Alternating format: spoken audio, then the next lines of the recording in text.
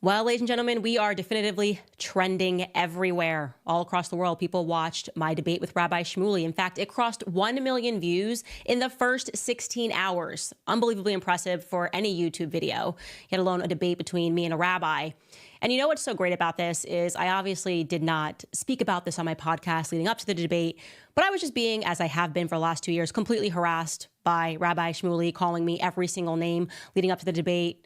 And of course, the media encourages his behavior. He's allowed to write for publications. No one ever comes down on him and tells him that he's unhinged. It's only me. Candace is completely falling apart. Rabbi Shmuley, I guess he's got it all together. And so you're going to love this. Let me show you guys how it started. Yep, this is an actual headline in the Jerusalem Post. It reads, Shmuley Boteach vows to destroy Candace Owens in upcoming Piers Morgan debate. Ooh, the hype. And here is how it's going, ladies and gents. The #1 trend on Twitter, Candace Owens triumphs over Rabbi Shmuley. Not that it was hard, but let me tell you something crazy, which I did not expect way from out of left field. RFK Jr., formerly the presidential hopeful. He has obviously gotten behind President Trump. That is a good thing. Well, apparently he was one of a very small group of people who watched the interview and thought, yeah, Candace is in the wrong here. Candace is in the wrong. I see, you guessed it, anti-Semitism. You're not going to believe what he actually tweeted about the back and forth, because he's got to take a stance, I guess, on behalf of his former advisor, Rabbi Shmuley. So we're going to wait to hear what he had to say. Plus, later on in the show, I'm going to be diving into, I'm sure you're seeing this Lauren Chen tenant media story saying that she has been let go from the Blaze because she's somehow accepted money and there's Russian influence in our politics. I can't wait to tell you guys my opinion on that, because I am chronically disappointed in the right. It's why I am so bored with politics. And you guessed it, my opinion is that everything is indeed fake and gay. That's what we have coming up on Candace.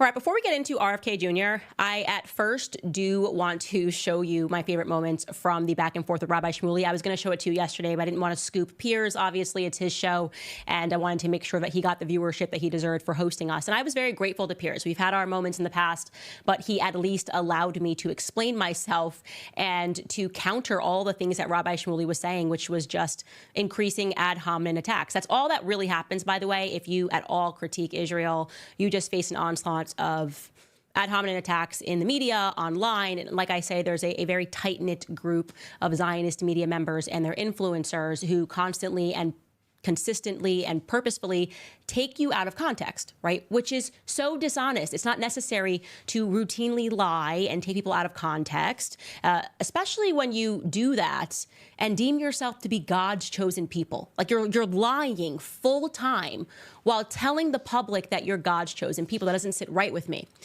But there's just one moment that is just so incredible. I know that you guys have seen it, but please allow me to play it and pay attention to my face, because I had no idea, just so you know, backstory. I assumed that I was going to get ganged up on and called an anti-Semite. I never expected that Piers Morgan was going to actually have the tape from what I literally said many years ago on the topic of Adolf Hitler and nationalism, just after Shmuley had lied and tried to smear me as somebody who supported Adolf Hitler. And it really is one of the best moments, plausibly on YouTube, for all of this year. So let's take a look at Rabbi Shmuley getting caught red-handed trying to smear me. Take a listen. And when she said in 2018 that she has no issue with Hitler because if he was a nationalist, but then he wanted to go beyond her borders, even then we didn't call her an anti-Semite. That's an absurd thing to say, that you had no issue with Hitler. Hitler, even domestically by then, had enacted all the Nuremberg laws. There was already the November 9th, 1938 pogrom that we called Kristallnacht. And she said, wait. Just to clarify, let's take these one at a time. What do you believe she said about Adolf Hitler in the clip you're talking about? She said that there was no issue with Hitler except for the fact that he went beyond his borders. If he was a nationalist, that would have been enough. Let me play the clip. His domestic. No, but even then, no. But my point is, no one called her. My point is, in the interest of fairness, I'm going to play the clip so that viewers who've never heard it can hear what actually got said. Yeah, I agree. I actually don't have any problems at all with the word nationalism. I think that it gets, the definition gets poisoned by elitists that actually want globalism. Globalism is what I don't want. So when you think about, whenever we say nationalism, the first thing people think about, at least in America, is Hitler. You know, he was a National Socialist, but if Hitler just wanted to make Germany great and have things run well, okay, fine. The problem is that he had dreams outside of Germany. He wanted to globalize. He wanted everybody to be German, everybody to be speaking German, everybody to look a different way. That's not, to me, that's not nationalism. In thinking about how it could go bad down the line, I don't really have an issue with nationalism. I really don't. I think that it's okay. It's important to retain your country's identity and to make sure that what's happening here, which I think is incredibly worrisome in terms of the decrease in the birth rate that we're seeing in the UK, is what you kind of want to avoid. So I don't have anything I have no problems with nationalism. It's globalism that I try to avoid. So Candace, on that specific point, would you say that Rabbi Shmuley has categorized it correctly or not? He's just openly lying, and that's why he didn't want you to play the clip. I was in the UK, by the way. I was at the Royal Mobile Club. There were Jewish journalists in the room, and nothing was written about it until months later when somebody was working on a hit piece about me. I was answering a question when they were saying, how can we just embrace the word nationalism when it sort of has this dirty feel? And I was just essentially saying that I actually don't have an issue with nationalism. I think it's totally fine to be a British nationalist, to be an American nationalist. And the problem is that it's wrongly attributed. That word, I think people instantly associate it with Adolf Hitler. And I would argue that he wasn't actually a nationalist because obviously he invaded Poland and he went beyond German borders. I didn't even mention Jewish people. I didn't mention the Holocaust. And suddenly you have people like Rabbi Shmuley who are pretending that I got up there and I defended Adolf Hitler. It's just, this isn't good business. And this is why I say right now, please don't cut me off. Please do not cut me off. A huge issue that you have right now is this dishonesty. If you really want to understand why Israel is facing a PR crisis, why Zionism right now to people doesn't feel good and they don't want to associate themselves with it, is because it seems like it takes so many lies to maintain. There's no reason to misrepresent what I said and to tell people that I support Adolf Hitler, other than the fact that you want people to hate me. I can't explain to you how much I was bursting at that moment. Like you see, I look up from the computer and I realize that he actually has the clip, and I have had to endure this for years. So despite what Shmuley is saying there, where he goes, you know, nobody said anything. Are you kidding me? The Simon Wiesenthal Center issued a statement condemning me for supporting Adolf Hitler. Of course, they intentionally stripped that clip out of its context. Still, you don't even hear if the audience member was asking. They were asking me and Charlie Kirk, as we were Trump supporters on stage, and that people who support Trump are nationalists, and is that okay to embrace that as a Trump supporter, this sort of MAGA agenda, make America great again, and say that you're a nationalist and you want to focus on America? And I said, yeah, if that was all any leader wanted to do, was focus on making their country great, and they said they were a nationalist, that would not be problematic. And yet they took that and they lied about that and they smeared me. And you get to see him do it live. I love reading your live chat right now. You guys are saying that Rabbi Shmuley looks like Satan. You're saying that he looks vile. He looks evil. And I'm not even trying to say this in a mean way, but that is objectively true. I say this all the time. The eyes are the window to the soul. When you do things like he does, when you engage in this sort of media spin and you try to ruin somebody's character, right? And you know you're lying. He knew he was lying. That's why he didn't want the clip played. No. It doesn't matter. It does matter. Because you are ruining people's lives. You are getting people fired from places on the basis of lives, because you're truly possessed by evil. You believe that people are forced to accept your narratives. Basically, if you have a disagreement with you, I will crush you and I will ruin you, says the man who claims that he's one of God's chosen people. 2 years of harassment from him and his hag daughter, claiming to be God's chosen people. So God wants me to ruin you, to annihilate you, to harass you, to call the FBI and blame pizza on you because I'm chosen. Do you think the public is going to accept that? Do you think that when the public watches that and they hear him lie and they hear what I actually said and they hear where my heart was when I said it, there's not going to be a worldwide reaction to recognizing that what I have been saying all along is very true? There is a radical strand of Zionism in the media. It is radical. It is nasty. And these people need to start being called out. It is unfair. I am grateful that I have survived these attacks, that the people have trusted me more than ever. I'm grateful that people like Tucker survived these attacks when a couple of days ago they're telling us he's a Nazi apologist. Like Tucker Carlson is suddenly a Hitler apologist simply because he had a conversation with a historian they didn't want heard. But not everybody does survive it, is the point. This is the reason why I talk about it. When they go, oh my God, you're so obsessed. Yes, you're right. Because there are so many people who have had their lives ruined because of these lies. It's not right. And now we're starting to see the pendulum swinging back because people are fighting and people are revealing this sort of hatred and this sort of evilness. Another moment that I do not want you to miss, and it is quite stunning. Okay, you don't remember this? Oh, last couple of weeks, they've been lying, saying Candace says Judaism is pedocentric, completely made up. Obviously, Shmuley went ahead and tried to sell that to the public as well. What I don't want you to miss is that when I presented to him a fact that had been reported by all of the Israeli media publications, by CBS News, about the bizarre amount of pedophiles that are fleeing to Israel for protection, how it is provided a haven over in Israel. American pedophiles can escape and just go, I'm an Israeli citizen now. I'm not going back to America to face charges after I raped a child. And that is something that everybody should be upset about.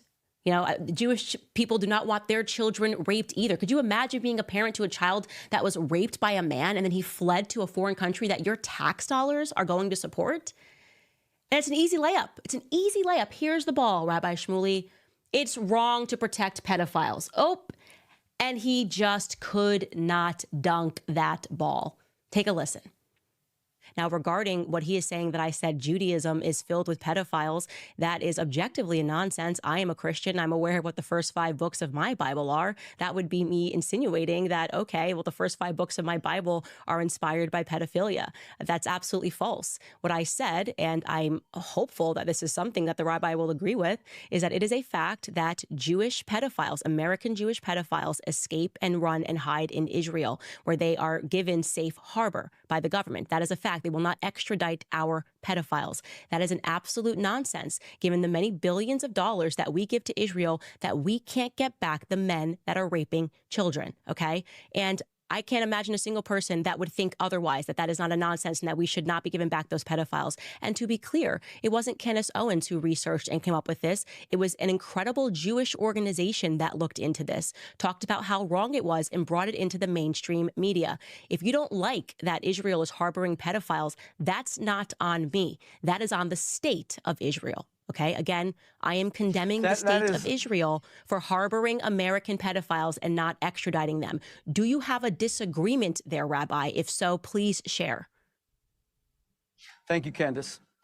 Not only is that an absolute lie and fabrication against Israel. Okay, first and foremost, I just want to debunk your claim that what I said was a lie. It is in CBS News, and it was the Jewish Community Watch, an American organization that tracks accused pedophiles, who has been trying for years to find a specific pedophile. They are the ones that brought this to the forefront, and CBS News partnered with them. What's the name of the pedophile? What's the name of that pedophile? I just gave you a name, Malka Laufer. What's the name of that pedophile? Well, they were tracking down a pedophile named Carew. Let's go Jimmy to Julius the Vatican, Carew. how many people they allowed, how many cardinal archbishops you can't cut me off. protected. Please don't cut me off. Please don't cut me off. You told a lie, and so I'm debunking it live for you. The pedophile who they were tracking down was Jimmy. What's the name? I'm trying to say it for the 3rd time. His name is Jimmy Julius Carew. You're looking it up right now? The title of the article. You mean you said all this and you had no idea? The title of the article in CBS News is entitled, How Jewish American Pedophiles Hide from Justice in Israel. CBS News teamed up with a Jewish organization and came to this conclusion because they were the ones that brought it to the forefront. So courageous Jewish people who are calling this out as something that is wrong. Jewish Community Watch is the name of the organization. So we've heard about tribalism, okay? And I want to know, what tribe is this?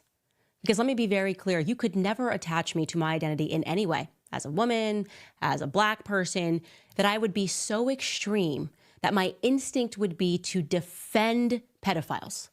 It's unbelievable. Like that part really just did not make its way around the internet enough. People were pulling clips and I was going, but this is actually the most crucial part because it's exactly what I am talking about.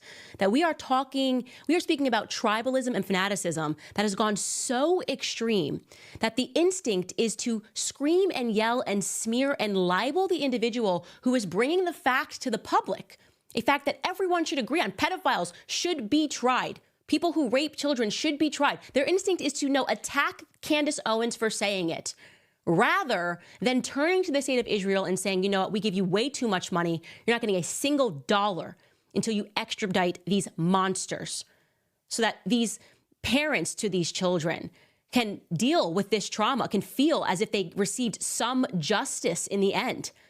Those children are never going to be the same again. Could you imagine what it is like when you then have to deal with the double fact? You also have to deal with not just the trauma of having been raped by a pedophile, but you then have to deal with the fact that you know exactly where that person is and no justice is being brought to that individual.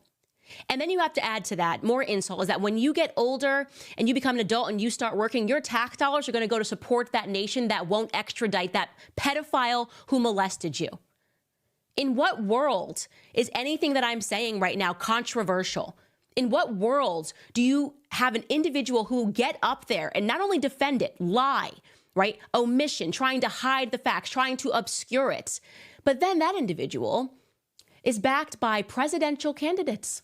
I'm not kidding, but we're going to get to that. We're going to get to RFK Jr.'s response. After watching all of this, his response was that Rabbi Shmuley clearly in this is the victim. Yeah, it's just anti-Semitism. It's out of control, guys. It's coming out of everybody right now. It's unbelievable. It's obviously Jew hatred. Why else would you want a pedophile to come face charges? It could be nothing else other than Jew hatred. It's nonsense. It's an utter nonsense.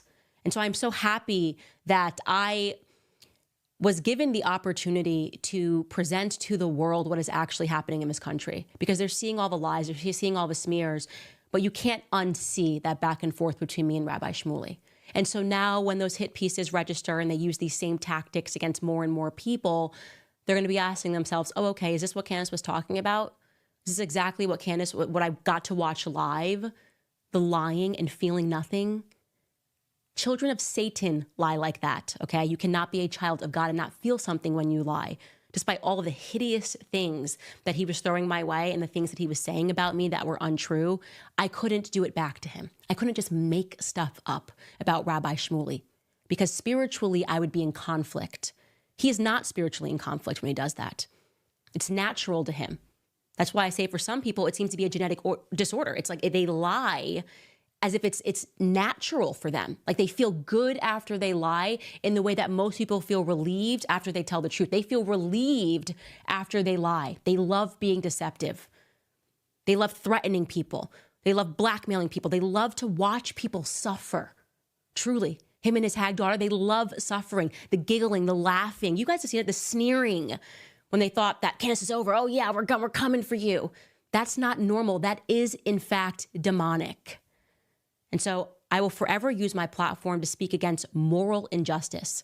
Like I said, at the beginning of this thing, these people supported me when it was against my own community. That was lauding criminality. That was applauding and trying to make messiahs out of people like George Floyd. And I said, this is wrong, because it was wrong. And I've always had the moral clarity to see right versus wrong. And now that the attention has shifted and the focus is on Israel, we're seeing the exact same tactics, the exact same BLM tactics to try to smear people and use the media hand to do that, when people, again, have the same clarity and say what is happening over here is wrong. And that's all I'm going to say about that topic before I show you what RFK Jr. said, which is truly just amazing. First and foremost, I want to throw it to Tax Network USA, because I know there are so many people that owe back taxes. Pandemic relief is now over, along with the hiring of thousands of new IRS agents and field officers. The IRS has kicked off 2024 by sending over 5 million pay-up letters to those who have unfiled tax returns or balances owed. Don't waive your rights and speak with them on your own. They are not your friends. Tax Network USA, a trusted tax relief firm, has saved over $1 billion in back taxes for their clients, and they can help you secure the best deal possible. So whether you owe $10,000 or $10 million, they can help you. Whether it's business or personal taxes, even if you have the means to pay or on a fixed income, they can help finally resolve your tax burdens. So call 1-800-985-1000 for a private free consultation, or you can visit tnusa.com/Candace. Again, that's tnusa.com/Candace.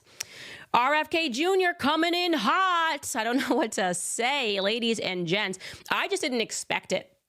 First and foremost, I want to be very clear. I like RFK Jr. because of the work that he did on vaccines. So he will always hold a place in my heart, because when I made the decision, or when I was realizing that everything that I had ever been told about vaccines was a lie after I got vaccine injured, and I went to the internet when I was pregnant for the first time, and I was like, I don't want to vaccinate our kids, to my husband, there was virtually nothing on the web. You couldn't find anything. And RFK Jr. really did put his reputation on the line. Him and Andrew Wakefield to create a wonderful organization called Children's Health Defense, which provided all of the information that I was looking for to sort of defeat the fear narrative, where doctors are telling you, you don't know the information, we know it, you're dumb, you're a parent. And I felt empowered by his work. So I don't want to just completely denounce him or say this guy's all, it's not, he's not an all bad person. In fact, that it's really incredibly hard to stand up to the medical mafia, and he did it. He's done it consistently for years. So we know that he has this streak within him that is quite brave. It really is. So I want to say something very nice about RFK Jr., as I have many times on the show. Now, I was never going to vote for him because I didn't agree with some of his other takes. He is, whether you want to look at it or not, he is a liberal. And on some points, he is even left-leaning. But there were tons of people who really liked him. Definitely, I would say, moms in the conservative movement really took to him. My buddy Dave Smith really liked him, had him on the show. And he seemed to have a anti-war stance, so to speak, but not strangely, and I shouldn't even say strangely anymore, on the topic of Israel. It was kind of like his one area where he lacked consistency. So I'm just going to kind of remind you of that by showing you a couple of clips from his sit down with Dave Smith, who's a libertarian. He's consistent, does not like war at all, wants us to just not go to war for 6 months. It's like, can any candidate just agree to not go to war for 6 months? And usually candidates can't do that. So take a listen to Dave Smith and RFK Jr. back when RFK Jr. was running. Do you have, I don't agree with that, but okay. Do you have concerns about the level of Israeli influence in our politics here in the United States of America?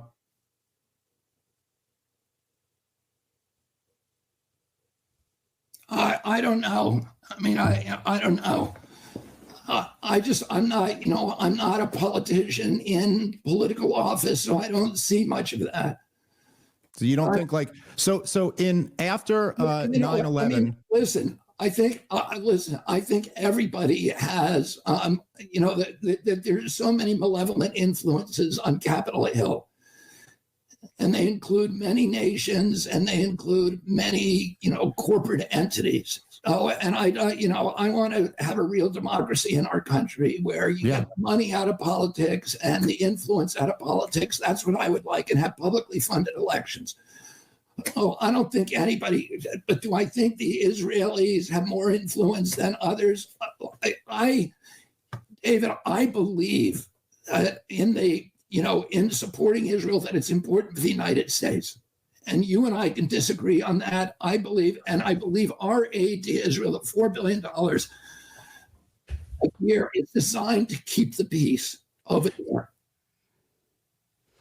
So there you have it. And we're seeing this, by the way, across the board, left and right. And I think the American people are starting to wake up to that there just seems to be this weird thing that nobody in politics will critique Israel at all, no matter what. And it's difficult for us to understand that. Are we a sovereign nation is the question that we are now openly asking, right? What is happening here? This shouldn't be that complicated. We talk about every other nation. We talk about every other nation's leaders, and nobody cares. You're allowed to do it.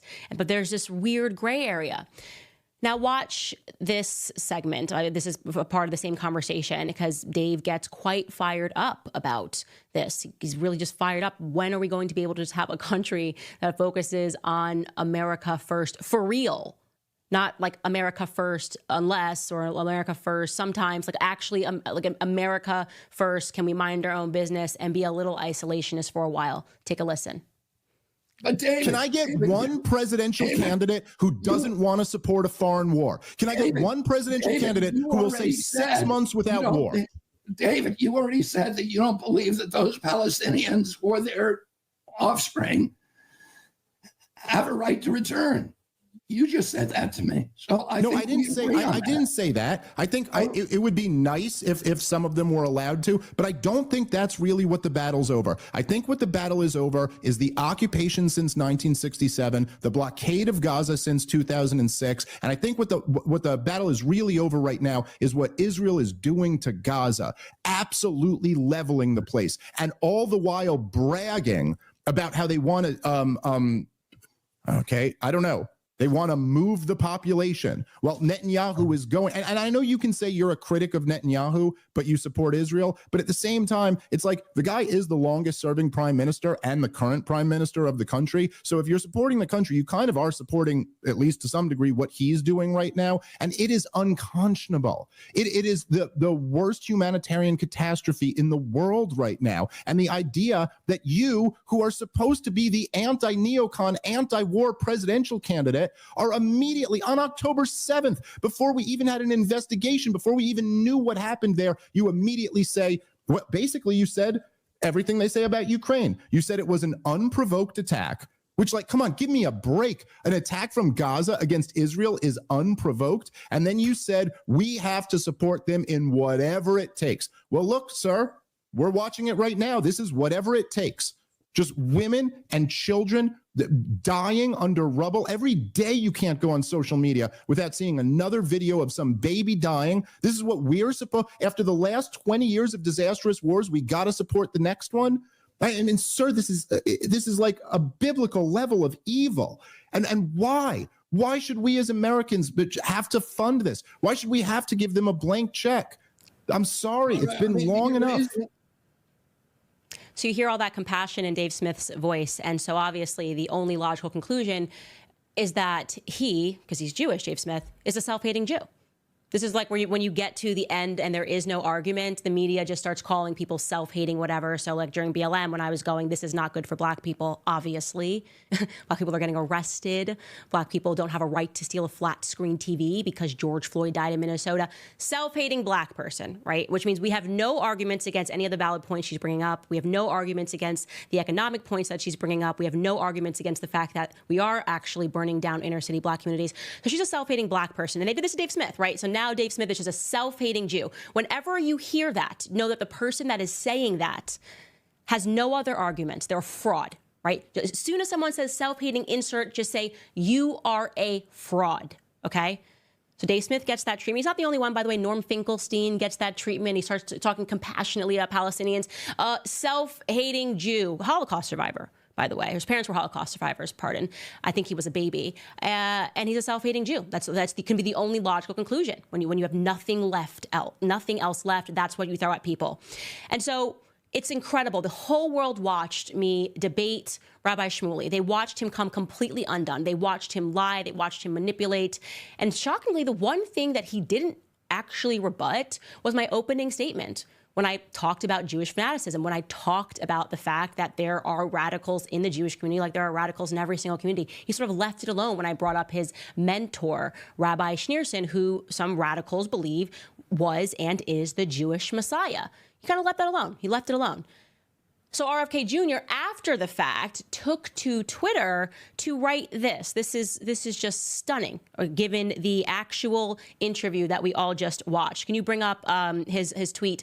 RFK Jr. wrote, during her interview on Piers Morgan, Candace Owens referred to what she termed radical Judaism and characterized the iconic Lubavitcher Rebbe Menachem Schneerson as someone who preached Jewish supremacism and hatred of all non-Jews.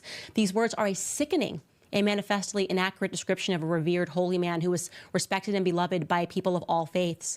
Rabbi Schneerson preached a message of unadulterated love, tolerance, respect, and universal justice for all of humanity. My father considered him a spiritual mentor and sought his advice on diverse issues of morality and ethics. He once visited the Rebbe at 2 o'clock in the morning. As Americans, we need to distance ourselves from the troubling rise in anti-Semitism. We need unity in our country, not divisiveness. That's what Rabbi Schneerson stood for. Yes, we must distance ourselves from the concrete facts plus the name of the Jewish authors who I told you could read to discover these concrete facts. In fact, the Jewish, Israeli, Hebrew speaking and reading authors were clearly just anti-Semitic. How dare Candace share their book and share their words? How dare Candace say, hey, they were able to actually interpret because they understood the rabbi when he was speaking Hebrew, not RFK Jr., who randomly decided to pick Rabbi Shmuley as an advisor to his campaign. Red flag, red flag, red flag. Now that you have watched Rabbi Shmuley, the dishonesty, the deception, think about what it signals to you that RFK Jr. picked him as an advisor. An advisor to what? RFK Jr. is trying to sell to you that the problem in that back and forth was me quoting Jewish authors, Israeli, Jewish, Hebrew-speaking authors who interpreted the work. And when they interpreted the work, by the way, of Rabbi Schneerson, they said you weren't allowed to do that. And that was what was part of the problem. They were saying that there was radicalism that was breaking out in Israel. They were calling it the Jewish fundamentalist movement, right?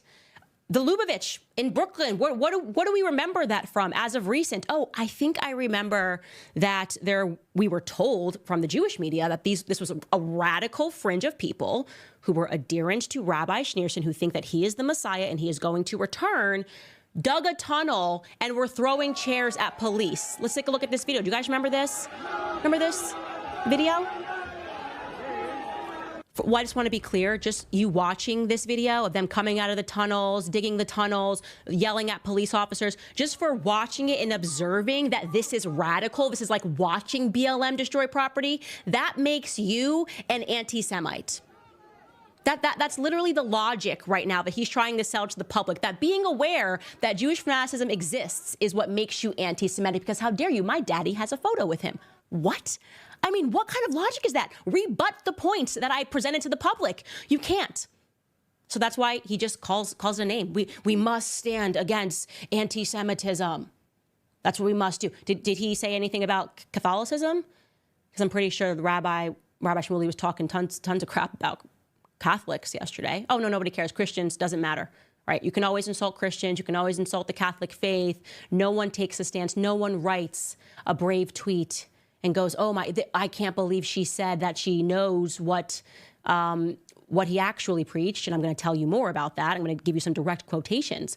And again, this is according to Israel Shahak. Okay. He wrote a book, two Jewish historians wrote a book. And I want to tell you who Israel Shahak is, this guy that you're seeing on the screen. He was a resident of the Warsaw Ghetto and a survivor of the Bergen-Belsen concentration camp. He arrived in Palestine in 1945, lived there until his death in 2001. He was an outspoken critic of a state of Israel and a human rights activist. And so, yes, he co-wrote the book Jewish Fundamentalism. And I want to let you know what he actually wrote in that book. He wrote, quote, "There can no longer be any doubt that the most horrifying acts of oppression in the West Bank are motivated by Jewish religious fanaticism." Jewish fanaticism, as in when you see the videos of Jews in Israel spitting on Christians, we are told, well, those people are fanatics. Well, who are the fanatics and who are they following? Well, according to Israel Shahak and his co-author, they are following Rabbi Menachem Mendel Schneerson, and these are the quotes that they put in their book. So if you'd like to rebut what they put, if your Hebrew is so on par that you can rebut this, RFK Jr., please do. But here are the quotes, the translated quotes. "There are two contrary types of souls that exist. A non-Jewish soul comes from the three satanic spheres, while the Jewish soul stems from holiness. Every Jew, men and even women and children," I think we have the clip of this, of him actually saying it, so there's no rebuttal here, brings about the existence of the entire creation. They become masters over the world, and thus every single creation owes them recognition for this good. Being that through the Jew all beings were created, he therefore becomes the master over all of them. Do you agree with these statements that you're listening to right now? Do you agree with these statements, which were published by a Jewish Holocaust survivor, not Candace Owens? The next one is the Jew is in complete control, particularly over physical matters. The physicality of the world itself has to recognize the good that the Jew has accomplished. Through the Jews, they came into being, and their true existence is through their unity with the true being. Since God and the Jews are one, each Jew becomes a true being and thus able to bring about all of creation. He, the Jew, therefore has control over all of creation. And not only that, but they owe him thanks and are indeed thankful. Now, you can go look all of this up all by yourself. You can buy this book and you can see how this guy says that they intentionally have mistranslated things or they choose not to translate things. And he speaks about this fundamentalist movement, again, the same fundamentalist movement that we watched in Brooklyn last year crawl out of tunnels. And then after you read all of that, I want you to go tweet at RFK Jr. and explain to him why he believes that Christians have to just accept, because his dad took a photo with this guy, that we just have to accept this sort of supremacy. Some people, oh, well, yeah, he said that, but it's like, you know, in like the spiritual I reject it. I reject Jewish supremacy, black supremacy, white supremacy. I reject it, okay? I am so sick and tired of people that are constantly trying to train Christians to subjugate themselves. Like, oh my gosh, you have to, my dad took a picture with him. Obviously, he was a good guy because I got a photo of him. What? Seriously, what kind of logic is that? You're smarter than that, RFK Jr. I know you are. And to the extent that you actually believe and didn't have a figurative gun to your head by Rabbi Shmuley following this debate to tweet something, to the extent that you actually believe that I'm misrepresenting him, or rather that Holocaust survivors are anti-Semitic, right? Because that's actually the argument he's making. This isn't coming from me. This is coming from Israel Shahak and his co-author. To the extent that you actually believe that these two people are anti-Semitic, I would love to challenge you on that. So I'm again offering publicly to debate you on the writings of Rabbi Schneerson. I'm happy to do that. Because we have to stop the nonsense of name-calling people. And you're not going to believe this, guys. And if you go in through this guy's Wikipedia page, Israel Shahak, after he died, they allege that he was, you go, no, you guys know, you say it before I even say it, a self-hating Jew. Can't make it up. Even the Holocaust survivors they're self-hating Jews that are dabbling in anti-Semitic tropes. This is becoming a nonsense, everybody. You sense it, I sense it. But RFK Jr., I welcome you to have a conversation. As I said, I will always have respect for you for standing up to the medical mafia, but this is disrespectful to the Christian faith, okay? A photo is not enough to make words magically disappear. You know, people say a picture's worth 1,000 words, but sometimes it's really not, and 1,000 words are worth 1,000 words. And that's all I'm going to say about that particular topic. All right, I want to get into this Lauren Chen story. But before we do, actually, I think that, do we have a sponsor here to read? Yeah, I'm going to tell you guys about Pure Talk. Did you know that you can cut your cell phone bill in half by switching to Pure Talk? Pure Talk is a cell phone company that I use, and they only charge you for data that you actually want. For just $25 a month, you can get unlimited talk, text, and 5 gigs of data, plus a mobile hotspot. Verizon, AT&T, and T-Mobile want you to believe that you need unlimited data so they can overcharge you. But the fact is that most of you are buying way too much data as it is, data that you will never need. Do you know what you can do with 5 gigs of data? You can browse the internet for 135 hours, you can stream 1,000 songs, or you can watch 10 hours of video. So stop overpaying for wireless and get 5G coverage with Pure Talk. Switching is easy. There's no contract, no activation fee, and you can even keep your phone and your phone number. So go to puretalk.com/Owens. Again, that's puretalk.com/Owens, and you'll save an additional 50% off your first month with Pure Talk. Okay, Russian collusion, da-da-da-da-da, dun-dun-dun. It's always just the thing that we keep hearing about, and it's very stressful for me to watch these sorts of things take place on X because it just makes me lose faith in politics, and it reminds me that people in politics are terrible human beings, and you should probably not have relationships with any of them if you can avoid it. People, okay, so you're going to run for office? No, I'm running from office.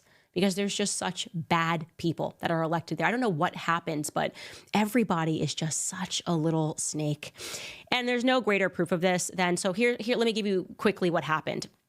There's a company called Tenet Media, and they essentially just push videos that are from conservative-leaning people. And the DOJ has come out and is alleging that it was Russia that was funding that media company, which was linked to right-wing social media stars. That's the CNN headline. DOJ alleges that Russia funded the U.S. media company linked to right-wing social media stars. So they're describing it as a multi-million-dollar Russia-backed scheme to spread misinformation, okay, and sow political and cultural divisions ahead of the 2024 presidential election.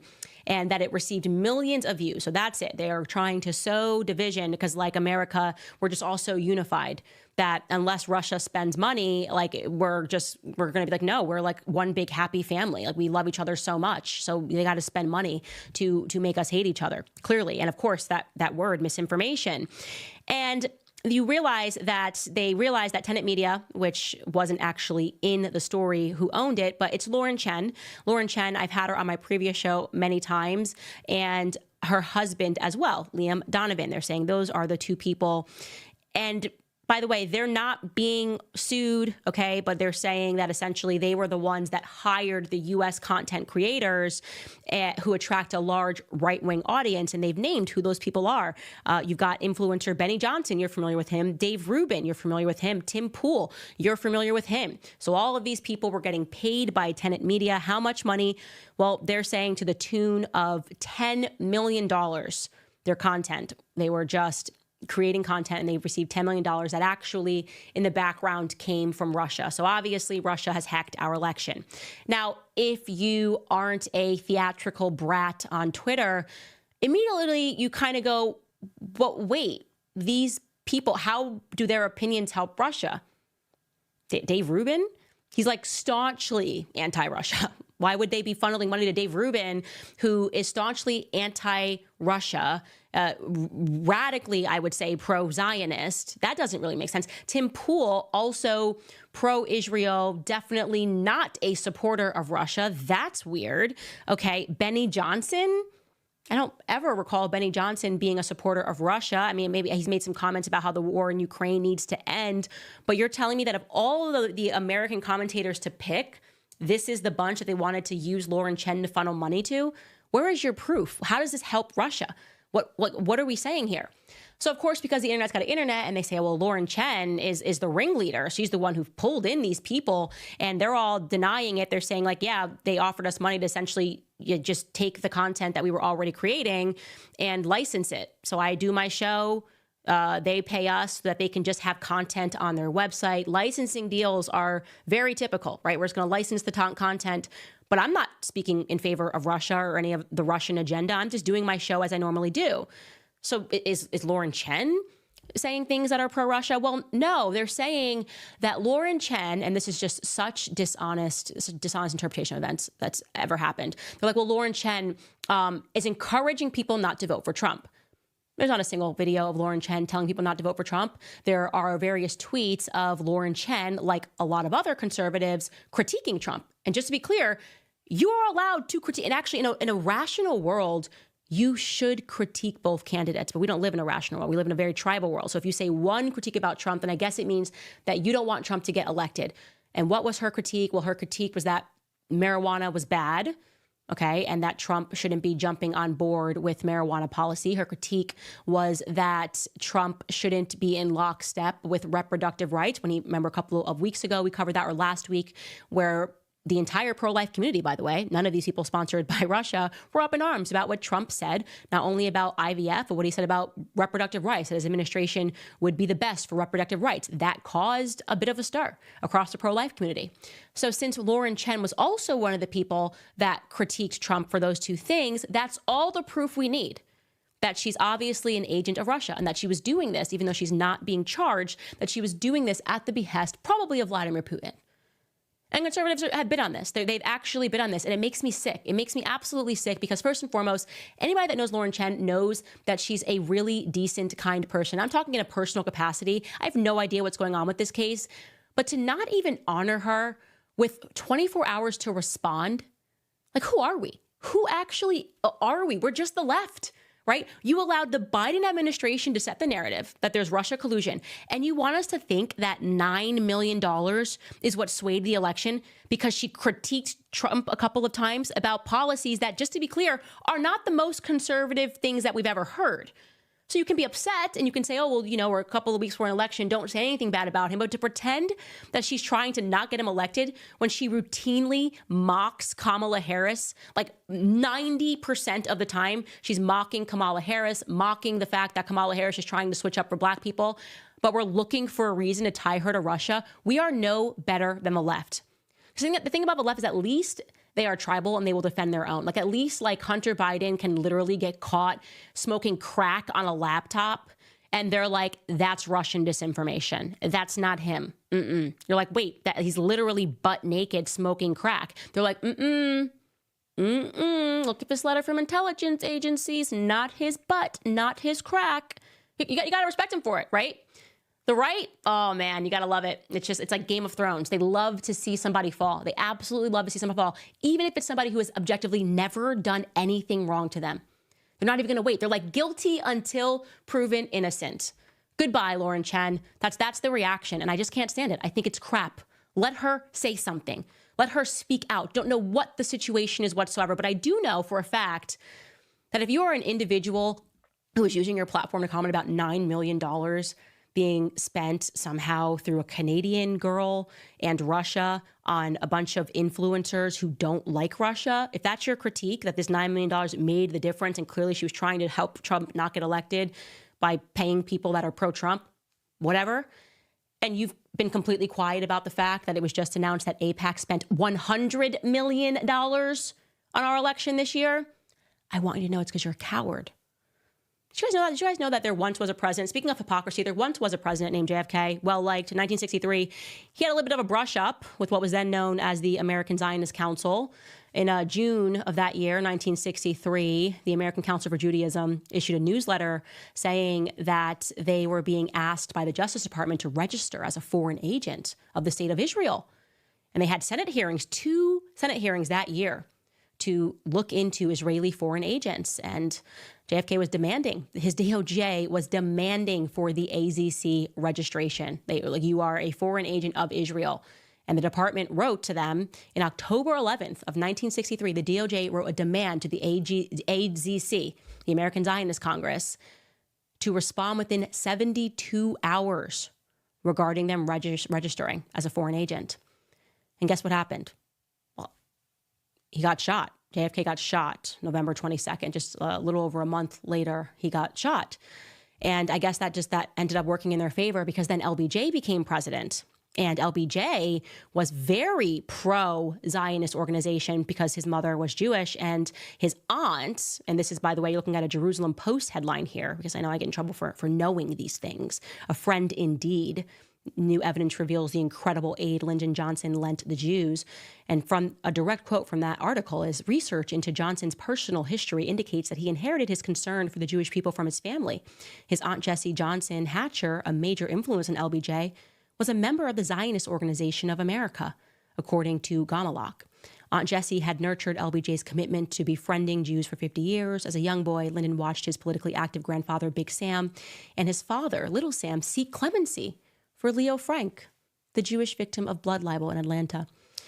Fast forward today, AIPAC has just surpassed $100 million of spending on the 2024 election. But please let conservatives tell you how they really feel about the idea of foreign influence in our election, because everyone is such an honest, brave, courageous individual.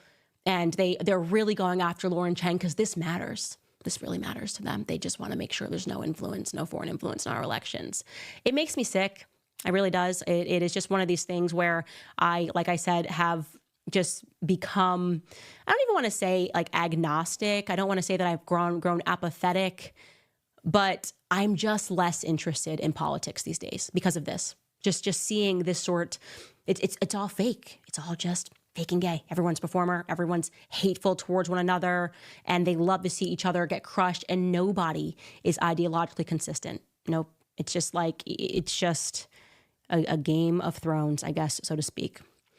All right, guys, now I am going to get into some of your comments. Oh my gosh, I have the thing that has happened where my computer is giving me the rainbow spinny things, but I'm going to go ahead and start reading some of these comments that are already up on the screen. Actually, we're going to read the top comments under Piers's video, the Shmuley Candace debate. It's actually excellent. I loved it.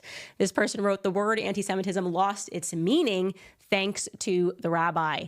Agreed. And thanks to him and many others that are in the radical Zionist media circle. Linda Jan writes, after 2 years of bullying Candace, Shmuley gets offended that Candace clapped back and called him mentally ill. The cheek. Yeah, I know. The audacity of him to say that was really quite stunning. This person writes, quotation, Shmuley, I can insult you, you have to turn the cheek. If you don't, you are anti-Semitic. That's pretty much kind of been the world since post-October 7th. Like, you just have to take it. And if you stand up for yourself, you just get double the hatred, whatever. Erica Johnson writes, I'm a black woman and have never, nor will I ever refer to Candace Owens as Clandis. Yeah, he had so many names for me. Didn't he also call me like Candace Ovens? He's like, the Jewish community calls her Candace Ovens. I'm like, are they actually doing that? I don't think that's true. I don't think that would be funny for a lot of Jewish people, but I don't know. That's what he said. Jacqueline writes, I've never seen a dude destroy himself in a debate quite as spectacularly as the rabbi here. Utter embarrassment. This next user writes, it's disturbing to me that this man calls himself a man of faith, let alone a rabbi. Mega writes, I think Rabbi Shmuley perfectly demonstrated the saying, the loudest in the room is usually the weakest. That's very true. And this user writes, he is mentally unhinged. She was right about that. He made her look like a saint. Hey, I am a saint. Just want to be clear. This person writes, it kills me how every single time this woman has debated a rabbi, they have never answered a question directly without attacking her. Yeah, I've got some questions. I mean, and genuinely, like, what do you have to do to become a rabbi? Like, that I just can't ever imagine like a Catholic priest doing that on TV, like screaming at someone that way, lying at them, getting caught in lies, and then gaslighting. And I'm just wondering, like, what are the requirements, I guess, so to speak. Then you have Omar, who writes, if I was part of the Jewish community, I would never want to see this guy on a screen again unless they're doing a documentary on mental patients. Yeah, remarkably, not a peep from the Zionist media that spent the last 3 weeks trying to convince everybody that I was having a mental breakdown. But on Rabbi Shmuley, he's clearly got it together. He's still in the in crowd. So this is the world that we live in. Jumping into some of your comments here, Tony writes, I'm not a big fan of Lauren Chen. She makes some good points, but she sows division. I like people that speak the truth and still try to create unity.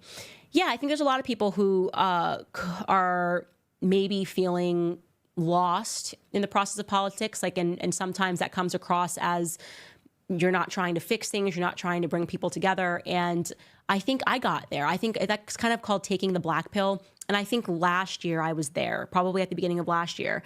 And then I feel like the more that I leaned into my faith, my perspective changed. And I just got a lot happier because I just kind of know in my heart that in the end we win. And that's the reality of it. And so if you've taken the black pill, I would like to suggest that you instead take the white pill. And to everybody that commented and watched the debate, I want to thank you guys. Especially want to thank everybody who is supporting the show and supporting my independence at locals.com. Give a gift. You can give a monthly gift or a one-time gift to keep us free. And because when we're free, we're happy. And for those of you that can, and you want to buy some merch, you can head to clubcandace.com. Either way, we're going to be back tomorrow. We're going to keep talking about politics. And hopefully when you watch my show, you feel positive at the end of the day and you feel like you're getting information that you can't hear anywhere else. And yeah, that's all I want to say. Always just incredibly grateful to all of you. And we'll see you tomorrow.